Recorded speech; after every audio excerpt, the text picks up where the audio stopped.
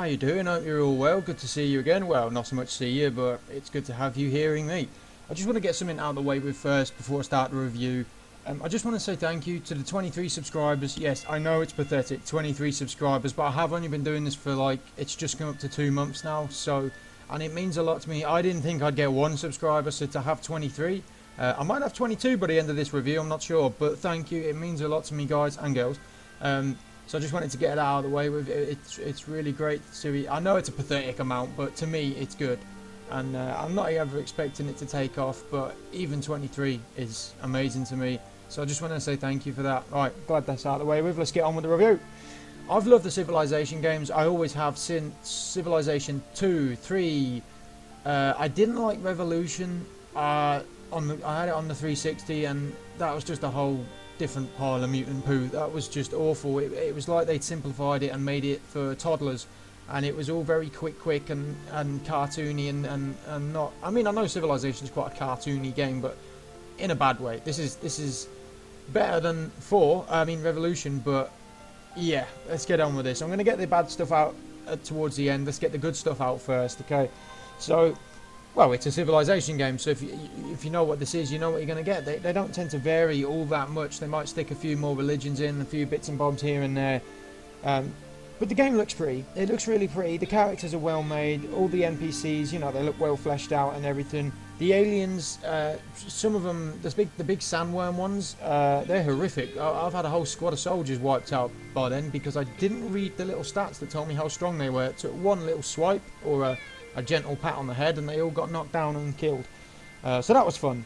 But yeah, there's not a huge variety of units. There is a fair bit. This is just, I'm dubbing over this. This is just some background footage I've chucked in where I was starting. And I always like to start on epic length gameplay.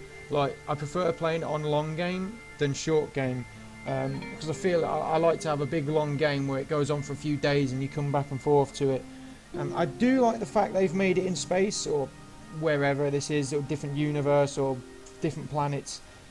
One bad thing, let's just get out of the way for now. Every time I've started a new game, the planet looks exactly the same. It may stick me in a new area, but it looks exactly the same. I mean, every time I join it, it looks like a snotting ashtray. It never changes. It's always the same. And that's not such a great thing, but I do like the fact they've tried to change it and tried to change the formula, because it was getting stale, but I still would have bought it, even if it was just another, you know, starting medieval times and work your way up. I don't mind that. The overall choice of units is, you know, it's alright. It's nothing epic. It's pretty good. I do like some of the random alien encounters. I think they can be quite fun when you've got your little explorer and he's off, well, exploring, and you run across an alien and you shit yourself because you're like, no, he can't fight for shit.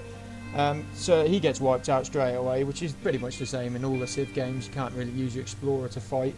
But yeah, I do like some of the units, and some of the aliens are pretty cool. The big pissed off slug is probably the most dangerous one that annoys me at the start, because he wipes out your units if they're weak. Once you upgrade them and get better units and stuff, he's good. He's not as hard even. Another thing I like about the game is, well, the name, Civilization. I knew what I was getting basically. It's just a Civilization game, and I've liked most of them apart from Revolution. And so I knew what I was getting. It's just set in a different environment. But I do like it. There's a lot of, you will get your value for money in Civilization games. I'd say they're the one game where you can, you know, throw 40 quid at it and you'll get hundreds of hours. Unfortunately, I've not had that much time in this one compared to my last Civilization I was playing. I think that's at 5, and I had hundreds of hours on that. Admittedly, I haven't spent as long on this. I think I've had about 13, just crept up to 13 hours recently. Compared to the hundreds of hours I spent before. I don't know what it is. Actually, I'll get to the bad points in a minute. Let's get some more good stuff out of the way. I'm going to admit as well, I've never played Civilization multiplayer. I've only ever played it for the single player, so I cannot review the multiplayer side of things. So if you're here for the multiplayer side of review, I can't do that for you, I'm afraid. Sorry, because I just haven't played it. I'm always into single player when it comes to Civilization. Kind of the same with Total War. I never played that online. I've never even tried one online battle. I've always played offline single player, because I do still love single player games, and single player seems to be dying out these days. Everyone wants to just throw a tacked on multiplayer onto a game these days. I don't know why, but developers seem to be doing that. Obviously, I love online games. I mean, I love me some Battlefield, Dark Souls Online. I love that. I'm not going to go through all the games, actually. I'll be here for ages.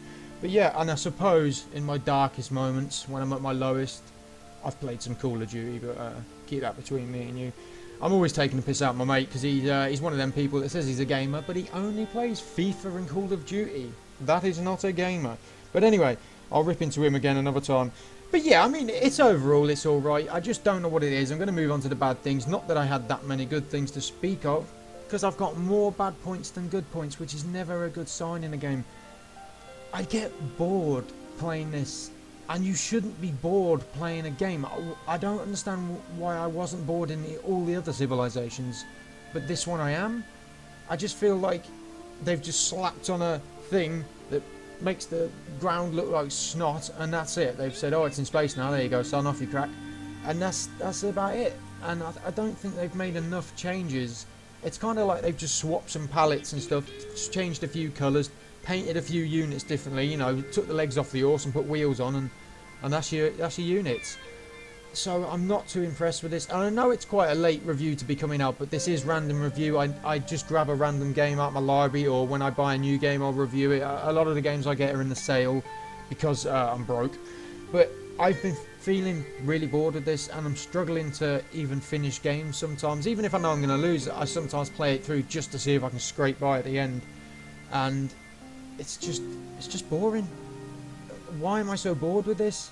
Other Civ games I've loved, I don't know. Another thing is the personalities of the NPCs, the advisors, the other country leaders, sorry, planetary leaders, or whatever the hell they've slapped on the label now. They're just not interesting. Sometimes I feel myself, when they pop up, I'm like, oh god, click, click, click, click, click, enter, enter, next, next, next, skip, skip, skip, and that's all they ever seem to do. And every quest you get seems to just be a generic this or this, this or this. You don't. It's a multiple choice. Yeah, you get 2 choices. Great. They don't seem to. Maybe even 3 or 4 choices where it could impact the game a bit more, I think would be a bit better. I mean, some of these personalities that pop up, they've got the personality of a wet digestive biscuit. They just have nothing there. It's like that guy in the pub that you've ended up talking to and you can't get away from, and he's droning on about how he's, you know, oh, he's the head office boy and that, do you know what I mean? He loves standing around the water cooler boring the shit out of everyone. It's like that. They just pop up and you think, oh god, leave me alone. But luckily I can click off them and ignore them. But yeah, nothing just seems interesting. Nothing jumps out and grabs me in this game like it has other Civilizations. And so far, like I said, every planet looks the bloody same. What the fuck's up with that? I don't know what... Sorry about my language there. I am trying to swear as little as possible, in case young ears listen, because I don't really want to corrupt them anymore. I mean, I can get enough bad shit on the internet these days. I don't really want to be part of the problem, do you know what I mean? But sweet Jesus, put some other colours in there apart from green, brown and grey. Christ. I mean, it's not the prettiest of landscapes. Not that I'm some sort of nerd that goes, oh, look at that mountain. Oh, the scenic value of this. It's just, they could do with a little bit of colour maybe. You know, throw a few pastels in there maybe, you know, stretch the boat a bit.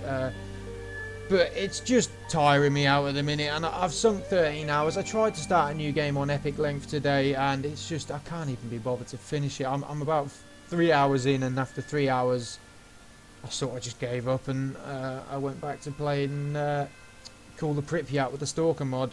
I need to stop drifting off, and I get very easily distracted and start talking about other things. I should be talking about the game I'm reviewing. Right, let's get back to it.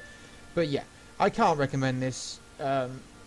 I base my scores. I don't really have a score now. I just say, is it, you know, recommended? Is it not? It's easier than trying to score it and flash stuff up on the screen. I'd rather just keep it simple and tell people what they need to know.